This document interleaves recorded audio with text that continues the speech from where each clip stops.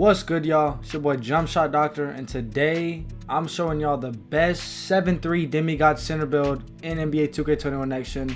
And I know like 2 videos ago I literally just said 7-3s are trash. Just to defend that, a 7-3 build, I meant only in terms, a 7-3 build is still probably the best rec build. It depends on your priorities. And in last video I only was talking about having a 95 strength and still getting contact dunks, like under basket contact dunks, while having a 95 strength to back people down.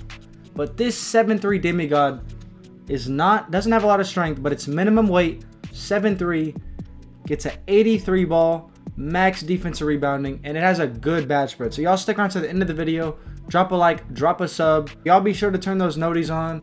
Alright, 7-3, only good when you're trying to make like a skinny Demigod build. It's not when you want a big interior center build. Remember that recent video, go make a 7-1 so you can get your strength and at least a 65 vertical. But here's what we're gonna do. We're gonna go minimum weight. I feel like the only difference in this wingspan will be like getting crazy blocks and snagging a little bit better, but you already have that 95 rebound, and so you're gonna snag still, and you get a higher vertical at lower weight, so you'll be fine. So you're gonna do 7'5 wingspan on the dot, minimum weight 7'3. Let's do built just because we're already skinny. You want to go max close shot. I know it doesn't matter, but for the sake of the badges, look how much you get. Watch. You get 22 just for that little amount. I mean, that's ridiculous. So look, here's what we're going to do. Just get the physicals up out the way. Max defense out. And I would say, look, the steal and perimeter gives you a lot, right? But like I always say in every video, attributes besides like a 3-ball or dunk attribute, they're mainly to unlock animations and badges. So you need a 62 steal to unlock interceptor, and you definitely can't get clamps on this build, so there's literally no point. And as a 7-3, you're going to want interior defense. Even though your minimum weight, you probably think you need perimeter, but even if you max it out, that will make no difference at all. You're already going to get great contests when you even are out in the perimeter. If you unlock the interceptor, I'd say put it on, but nah. I know I never do interior, so I'm going to do interior on this build. Not max, but just we're going to go 69 interior, and we're going to max the playmaking out.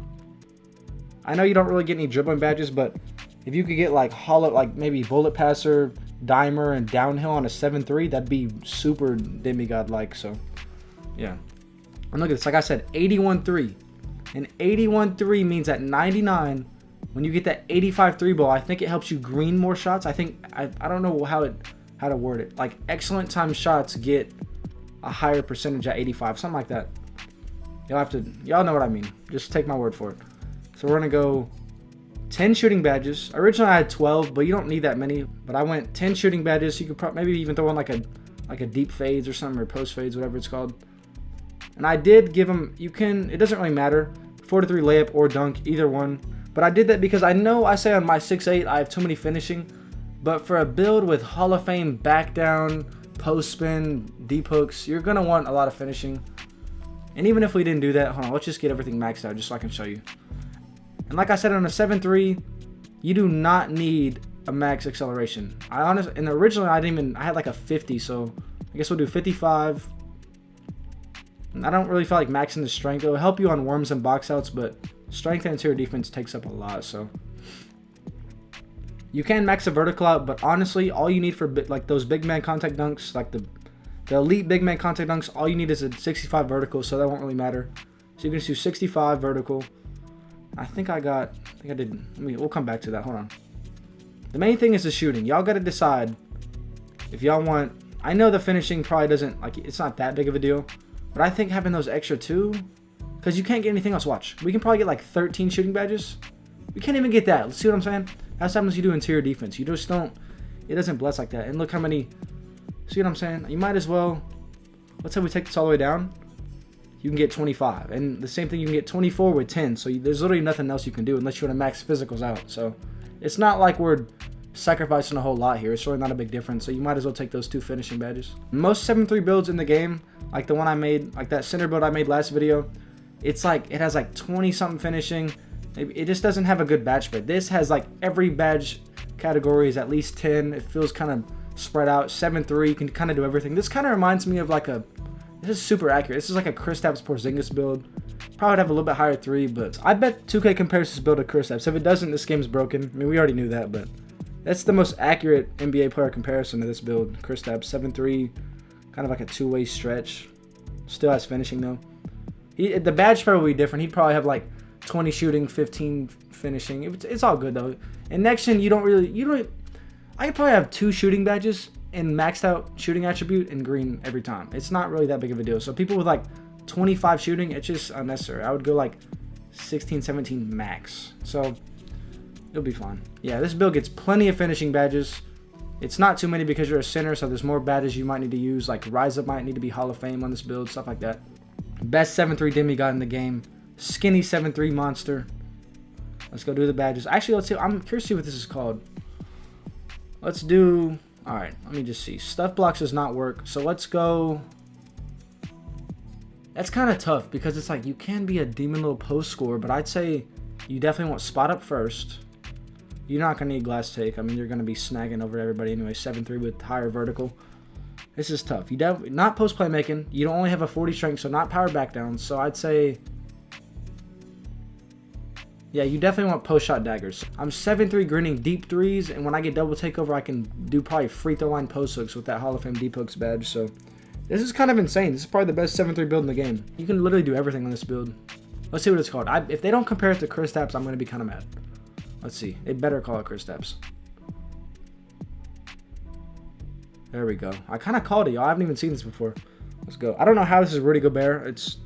Rudy Gobert is low-key overrated. Dikembe Mutombo, that's pretty clean. I haven't seen that before. That's like probably the best shot blocker of all time. So that's kind of fire. When you get 2 of the best defensive centers of all time comparison on an offensive demigod center, that's a good sign. Let's do these badges though, y'all. And like I said, the finishing, you get a lot of finishing, but I'm telling you, it's not like where you have like a 6'8 slashing kind of build and you have too many like mine. Like, look at this, watch. If y'all remember in 2K20 on my 7'3 interior force, Dream Shake is literally so fire. Look at this. See, you guys got to start reading the badge descriptions. It's not just the first part. See, all you guys probably saw was that it raised the chance of a defender biting on the fakes. You know what I mean? But look at this. Now it says shot attempts following post moves and shot fakes have an increased shot percentage. Do you know how insane that is? So if I'm sitting there by the free throw line, just like 2K20, just like I used to do.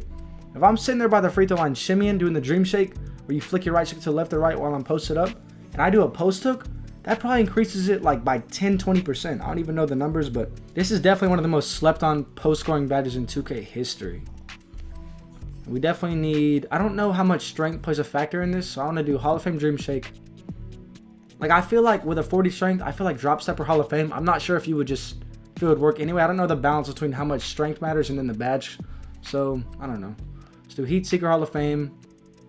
Post Spin Technician for sure. That's not really a strength related thing. Rise Up. I think we need a little bit something else. Let's do... See, like, I know you are thinking back down, but with a 40 strength, there's no point. If I had like a 95 strength, that'd be the first badge I put Hall of Fame. Heat Seeker is just too important, especially when you want that post daggers takeover.